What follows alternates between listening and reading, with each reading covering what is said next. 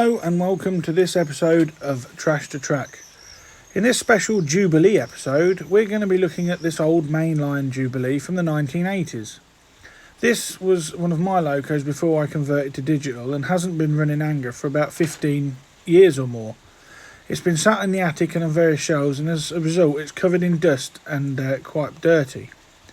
It's also the old split chassis model, so this is going to be a challenge to convert to digital, as I've never actually successfully converted a split chassis to DCC before. Giving it a quick battery test, the loco does run, but it is extremely sluggish. At first I thought my battery was going flat, but it turns out this engine, the wheels and that were covered in a film of dirt which was preventing reliable pickup. I was concerned, so I hitched up a controller to it to give it a bit more power, and it did run, but it was very erratic. Getting the normal parts tin, we're going to start by taking the two screws out that hold the body shell in place. There's one in front just behind the buffer beam, and there's one underneath the cab. These are only small screws, so go easy and don't lose them.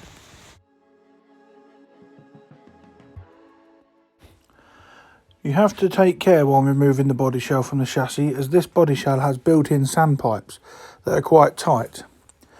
And now the body's off, you can see this split chassis quite well, and everything looks to be in good order, although the front driving wheels and pony truck are quite dirty. As there seems to be a pickup problem through the wheels, I'm just going to test the motor by powering the power leads directly to the brush holders, and the motor actually runs really well. There doesn't seem to be any stiffness or bent connecting rods, and it seems to run really nice, although it is sluggish when used through the wheels, so we're going to have to sort this problem out later on. To remove the chassis base plate, you just remove these two other screws and the whole thing comes off in one ensemble, including the front bogie. This will be removed and cleaned later on in the rebuild. Looking underneath, it is pleasing to see that this model hasn't suffered from the split plastic axles that these models are known for. The wheels and coupling rods is one assembly and comes off with the wheels dropping at the bottom, and the coupling rods are held on the chassis plates with these plastic parts using small metal lugs. Gentle persuasion will pull them off the side and the whole lot just unclips. I'll put these aside and we'll clean those up later on. Turning our attention to the split chassis, I'm first going to remove the brush retainers like that, and the spring shot out there under some force, but the brush itself is stuck in the holder. Gently tapping this from behind releases the brush. These all go in the parts bin so that nothing gets lost. The motor faceplate then comes away after releasing the other brush mechanism, and we're left with the armature, which is in need of a good clean. I'm going to separate both halves of the chassis now, as I do need to do some work on both halves ready for fitment of a DCC decoder. All you do is unscrew these tiny screws that hold them in place. There are plastic lugs in between the chassis that these fix into. Go gently, as with a model of this age the plastic may become brittle and you really don't want to break anything. Some of the screws take more persuading to be released than others.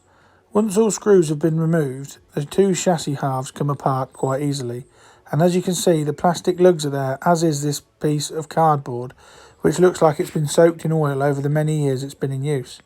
I will be reusing this later on. This is to isolate the chassis sides electrically from each other. It's not too bad looking, there's not too much grease and crud accumulated on this model, although the armature housing could use a clean up, as could the axle slots.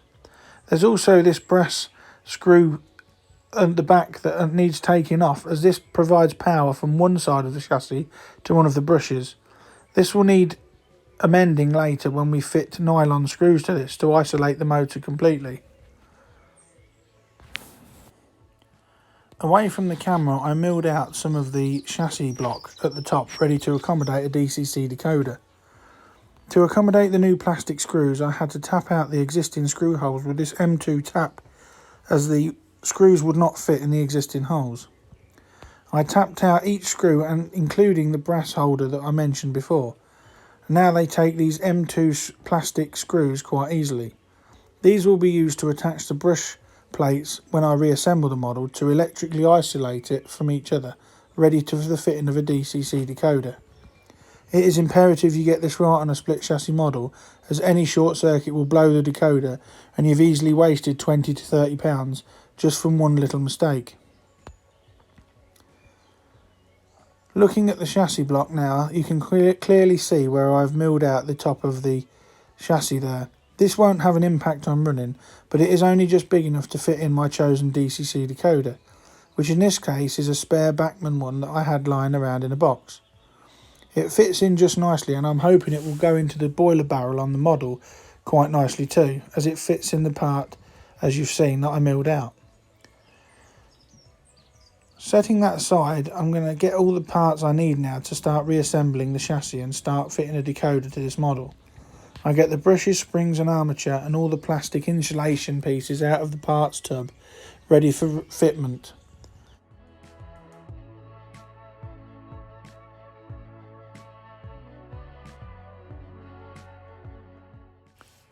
Before reassembly can commence, I've got to clean out the old gunk and dried up lubricant from this model.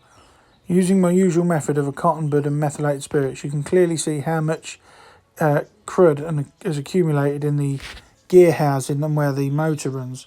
Most of it is carbon off the brushes, but the axles do have a lot of dried up lubricant and grease in them, which is probably why they weren't picking up too well when we did the battery test earlier on.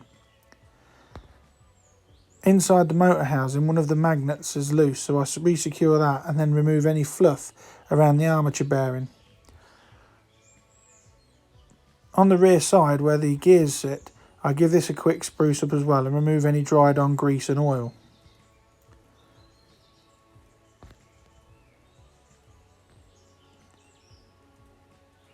The armature now needs a good clean. Again, using the cotton bud and methylated spirits, I rub the armature face to get most of the grease and grime off, although it is quite caked on, as this model has been sat for a long time without any power running through it, and there were marks on the armature where the brushes had been pressed against it. Cleaning out the gaps between the copper contacts is vital as well, as this prevents any short circuits and the build-up of carbon is not good for good running. Once this is done, I polish it up with a fiberglass pencil as well, just to remove the last of the caked on grease, and you can see there how nice and shiny it is. The coils on the rear look good, in good condition too. You can see how powerful the magnet was there, as it literally pulled the armature out of my fingers and snapped it back into place. Now turning our attention to the motor faceplate, this will also need a quick clean up, again with meths and a cotton bud. There's quite a lot of carbon build up on this from its use over the years, as you can see on the end of the cotton bud there. This will all need removing. Hopefully it will be like a factory fresh chassis by the time I'm finished with it. Fitting the motor faceplate to the armature, it only goes on one way, so ensure you get it up the correct way and don't force it on. If there's any force involved, it's not sitting correctly. I have seen another guy on YouTube that uses contact cleaner to clean his brushes, so I'm going to give it a go this time, and I've been out and bought some contact cleaner. Putting some in a tub, I put the brushes in and give them a vigorous shake to clean up all the excess carbon.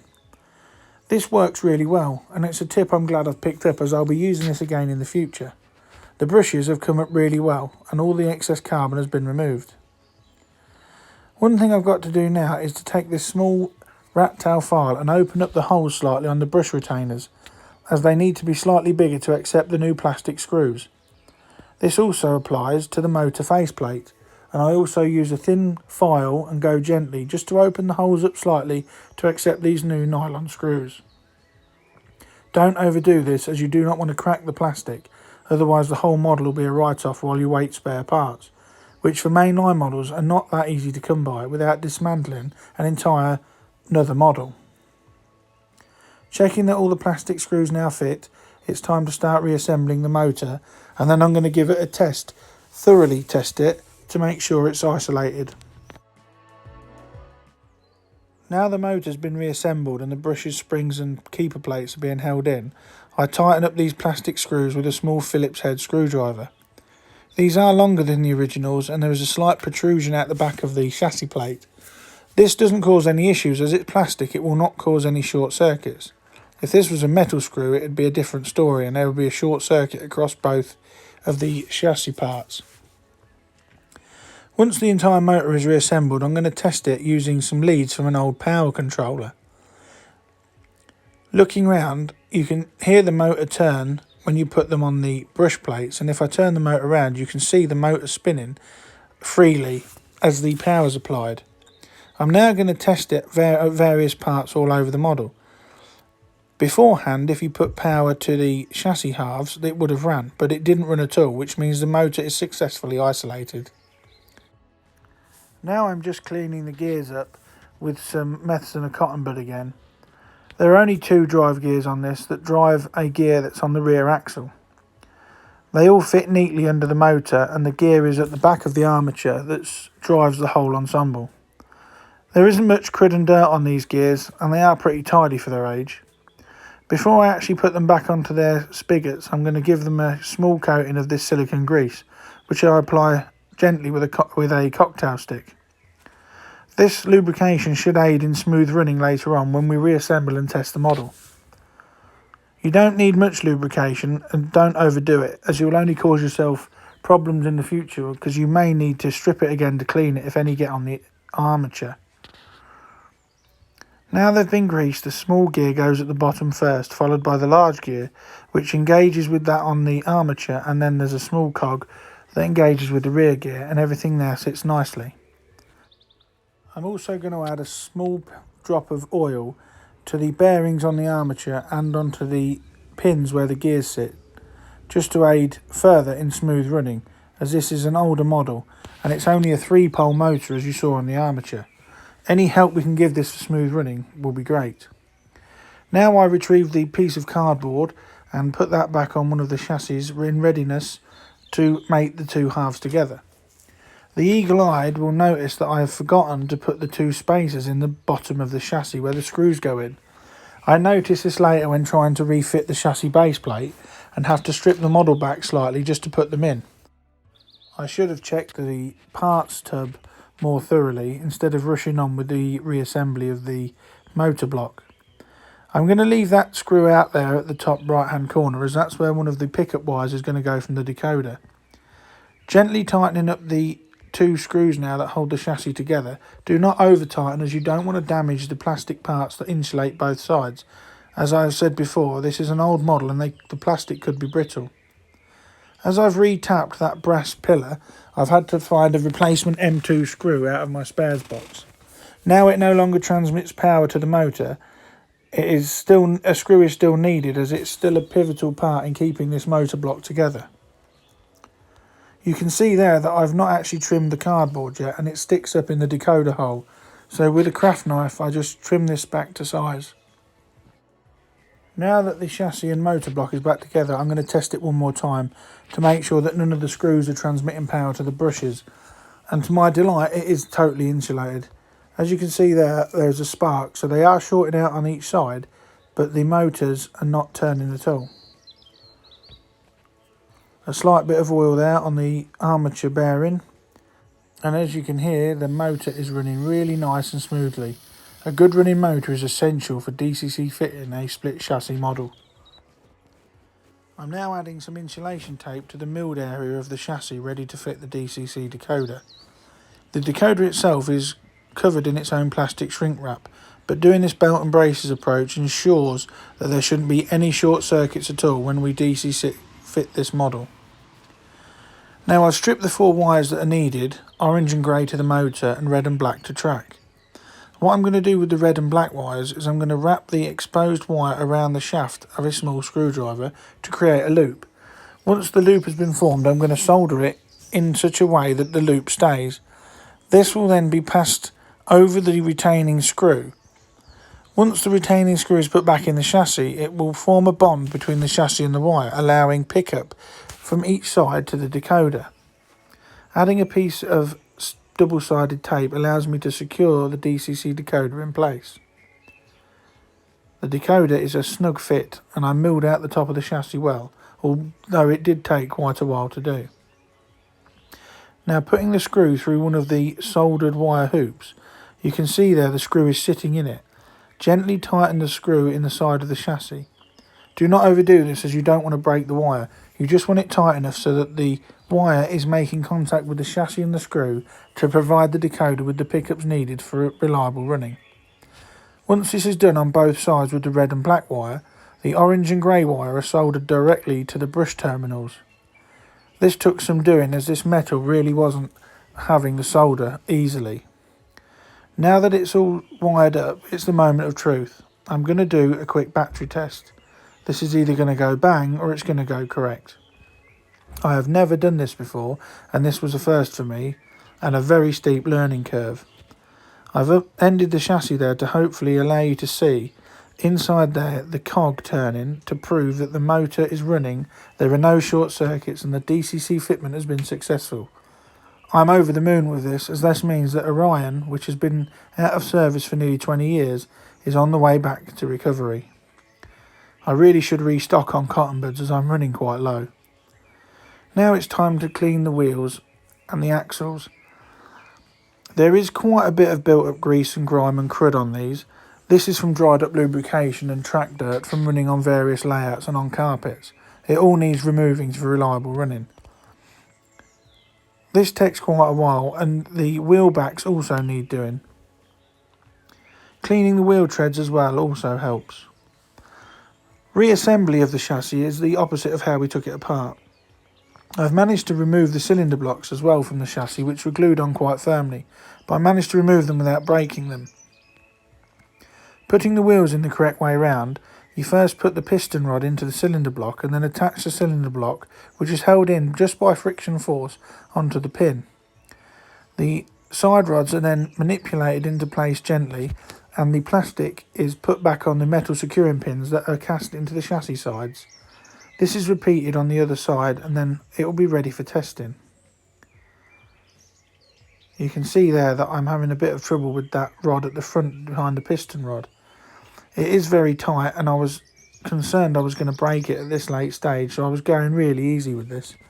But luckily it all fell into place quite nicely, and so did the other side. I've also attached the wires and the decoder to the chassis with a piece of masking tape. I now turn my attention to the chassis plate and give this a good clean up as well. The front wheels on the bogie were quite badly caked in dirt from years of running, so this was removed with a cotton bud dipped in methylated spirits again.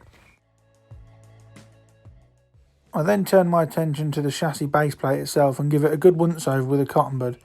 There was a surprising amount of dirt on this considering, and you'll see just how much on this cotton bud in just a second. It did surprise me how dirty that actually was. It was quite gross. Once it's all clean, we can turn our attention to reassembling. Before putting the chassis base plate back on, we need to re-lubricate the axles, as we've removed all the old oil and grease when we cleaned them. Not that it was any good, it was just full of dirt and oil. Using a cocktail stick and this silicone grease again, I gently go around each axle, lubricating it. Less is more in this game. You don't want to put so much on that it spins around and cakes the model in grease, and then you have to strip it to clean it again. After I've applied the grease, I also add a small amount of oil just to thin it down a little bit and aid in smooth running later on. Again, less is more. You don't need a lot of this to lubricate all three axles. I also lubricate the rear cog there that connects with the drive shaft from the motor. The chassis base plate just clips on with a satisfying clunk like that, and then you can reapply the screws. And as I mentioned earlier, this is when I'm digging through the parts bin to get the last few screws out and realise that I've got the two plastic insulation pieces left over. You couldn't make it up, so now the chassis base plate and wheels have all got to come out again for me to fit these. I should have checked earlier, and it's my own doing. I won't do it next time, that's for sure. Now that everything's back, I'm going to give it a battery test to make sure nothing's short-circuited, and lo and behold, the chassis is running. I have successfully DCC fitted a split chassis model for the first time. I am really happy with this, but the battery is dying, so I give it a bit more juice using a controller wire again, and it runs really nice. It is a little bit hesitant initially going forwards, but after a period of running in, it seemed to work quite well. Now the chassis is done, it's time to turn our attention to the body shell and tender. I've got a tub of warm water with some washing up liquid in it, and I'm just going to give this a good scrub to get off the accumulated years of dust and dirt on the top of this. You can notice that the orange lining on this has faded somewhat over the years, now looks very yellow. I'm going to revisit this loco in a future Trash to Track, and I'm going to attempt to reline it without doing a full repaint. Gently brushing this body shell with a toothbrush and some warm soapy water brings it up really nicely. I just blot off the excess water there and you can see the body shell has actually come up quite nice. The detail on these mainline models for their age is really quite good. I am impressed. The nameplates are crisp, there's all sorts of detail and rivet detail in there. The smoke box front looks just as it should. And the tender as well. The tender's really quite detailed. Although I did manage to break off one of the excess water scoop overflows when I was cleaning it with the toothbrush. The plastic had just gone a little bit brittle, so I'm going to reattach that with some super glue now. Here you can see what I mean about the lining being quite yellow. I'm just going to give the tender wheels a quick once over with the cotton bud and meths as well, just to make sure that they don't put any dirt back on the track when we're running it. And as you can see there is quite a bit of dirt that comes off these. These are purely cosmetic and don't aid in pickup in electrical current at all. The new screw that I put in extends slightly outwards, so to reattach the body shell to the chassis block requires you to push it down quite firmly, and then with a small flat bladed screwdriver I had to just prise the body shell out slightly for it to sit over the screw, and then it clicked in place. I would file the top of the screw off or try and find an alternative, but by doing that would have put this video back a couple of weeks, and filing the top of the screw off would have prevented me from undoing the chassis if I ever need to take it apart again in the future. But it's all clipped in place now and it's all starting to look nice. So now I'm going to reapply the two screws that attach the body shell to the chassis, one underneath the front buffer beam just there and one under the cab foot plate. Once they're in place, I'm going to reattach the front bogie, and this rebuild is coming to its conclusion. Do not over tighten these, as you don't want to break the plastic lugs, as on this model in particular they were quite brittle. Now everything's done and all the wheels have been cleaned, and now it's been fully reassembled, I'm going to give it a quick battery test to make sure that none of the wires have become loose, broken, or there's a short circuit before we put it on the turntable and have a look at what it was like before we got it. I'm pleased to see that now it's reassembled it is still working, although it's sluggish going forwards, so I presume my battery must be dying. Let's have a look at what we started with at the start of this project. My old Mainline Jubilee was dirty and dusty and hadn't turned a wheel in anger for nearly 20 years. Its chassis wasn't DCC ready and the wheels were caked in old lubrication, grease and dirt. The lining has also faded over time. And this is what it looks like now. Not much cosmetically about this model, although it has got a nice sheen to it now it's been washed in warm soapy water. But it's now DCC fitted, all cleaned and running, ready for a new life on my preserved garden railway and romping round the layout and along the sea wall. I'm really happy that we've managed to get this model back on track, as I remember buying this many years ago from a 1940s weekend at the Ramsey airfield. Let's have a look how it performs now it's DCC fitted. This is running on a Bachmann Dynamis and this is notch 1. It really is lovely and smooth in both directions, and considering how old this model is, the turn of slow speed is really quite good, especially for a 3-pole motor. I am happy with how this has turned out. So I'm going to leave you now with some shots of this Jubilee romping around the garden and on the layout on the various workings, including hauling one of Trash to Track's previous projects, the breakdown crane. I hope you all have a good Jubilee weekend and enjoy the bank holidays. Thanks again for watching Trash to Track. If you haven't subscribed already, please do so. I welcome any feedback in the comments as always, and look out for the next Trash to Track, which will land on YouTube very soon. In keeping with the era of this model, all the Mark 1s it hauls in these videos are mainline models as well. The motor may sound quite noisy, but that's what these models are known for. But it's perfectly normal. I hope you've enjoyed this again, as I said. Enjoy your bank holiday weekend over the Jubilee celebrations, and I'll see you again in the next one. Bye for now.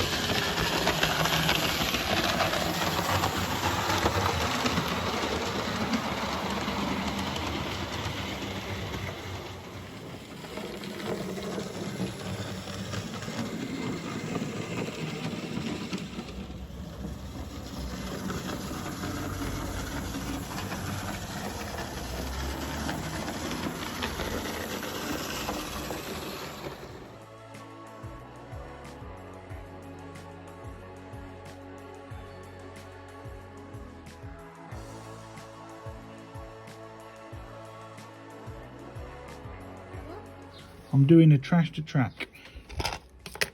Hello, tractor track. Hello, tractor track. Are you a monkey? No. You are. Bye, Cresta. Who's Cresta? Cresta. Oh, I'm not Christoph. Wow. Oh, I ain't. And I was Elsa. When I had to go back to in the forest. Do you? Daddy, can I do some talking? Yep. It's working. And Elsa. Look, Cresta. You're Cresta, aren't you? No, Cresta. Cresta? No, Elsa. You're not Elsa. Elsa. Elsa. Emmett. What? Your name Emmett? Elsa. Elscar. Elsa. Who's Escar? Elsa. Oh, you idiot.